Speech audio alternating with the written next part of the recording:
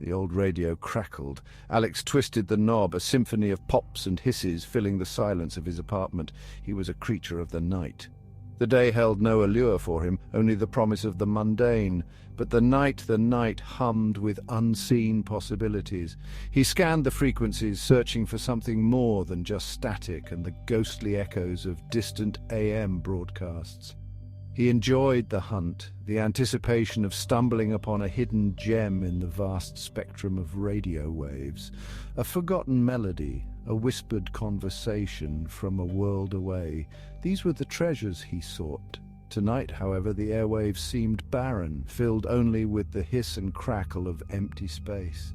Then his fingers brushed against a resistance on the dial, an almost imperceptible snag at the edge of the audible spectrum. He stopped. 33.333 megahertz. A frequency so precise, so deliberate, it felt out of place amidst the chaotic randomness of the radio spectrum.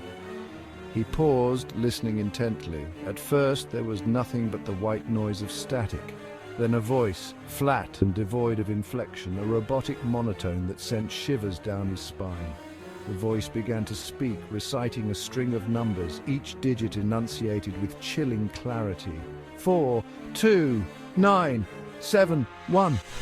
The voice repeated the sequence over and over, an endless loop that burrowed its way into Alex's mind. He tried to pull away, to change the frequency, but something held him fast. The numbers called to him, whispering of hidden meanings, of secrets waiting to be unlocked. He had to understand. He had to know what it meant. Days turned into nights, the numbers his constant companion.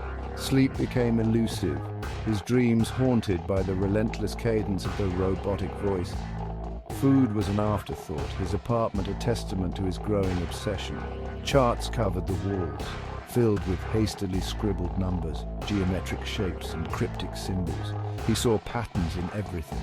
The numbers followed him like shadows, whispering to him in the rustling of leaves, the ticking of his watch, the beating of his own heart.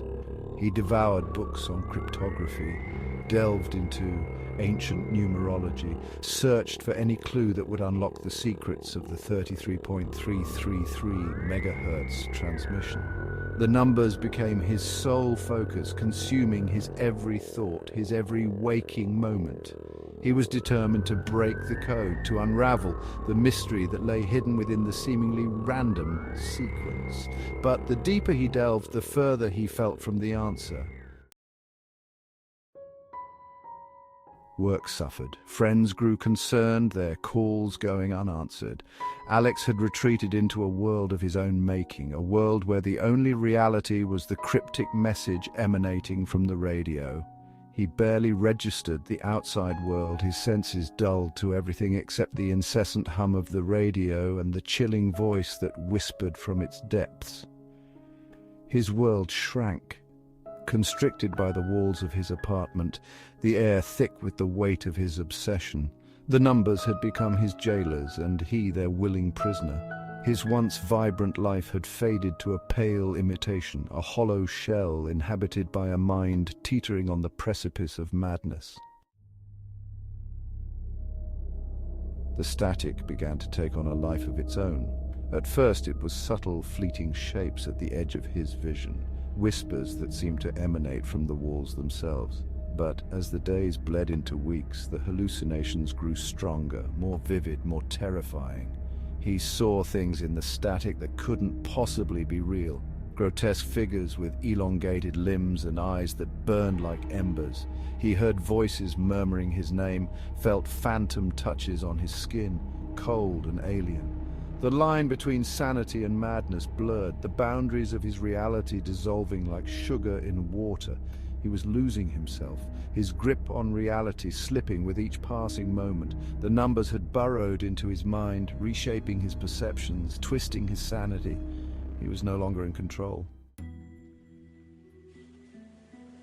He felt a strange pull toward the radio, an irresistible magnetism that drew him closer.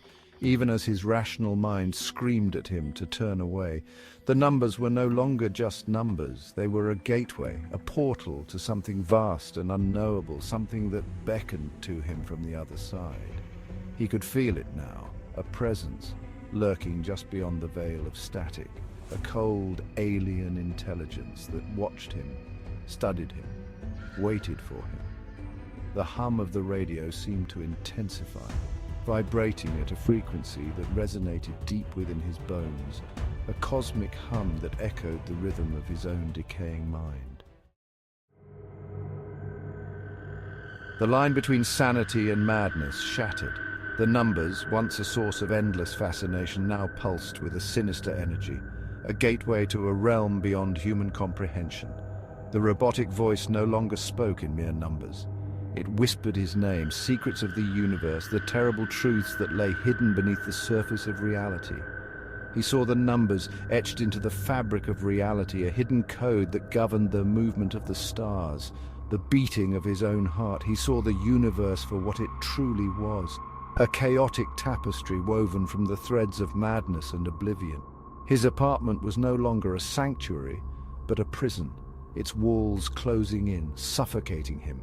He had to escape. He had to reach the other side. The radio pulsed with an unearthly light. The static coalesced, resolving itself into a swirling vortex of energy. He felt himself being drawn towards it, pulled by an unseen force. Terror and a strange sense of exhilaration warred within him. He was no longer in control of his own destiny. A figure materialized within the vortex, a being of pure energy, its form shifting and contorting, defying the laws of physics and human comprehension. It was the gatekeeper, the guardian of the frequency, the architect of his madness. It spoke its voice, a chorus of 1,000 whispers, a symphony of static and screams. It was a greeting and a condemnation. He felt his body dissolving, his sense of self fragmenting, scattering into a million pieces. Pain, sharp and all-consuming, ripped through him, followed by a chilling numbness that spread from his core to the very tips of his fingers. He was no longer Alex, the curious night owl, the seeker of forgotten melodies. He was becoming something else, something unnameable, something beyond human understanding.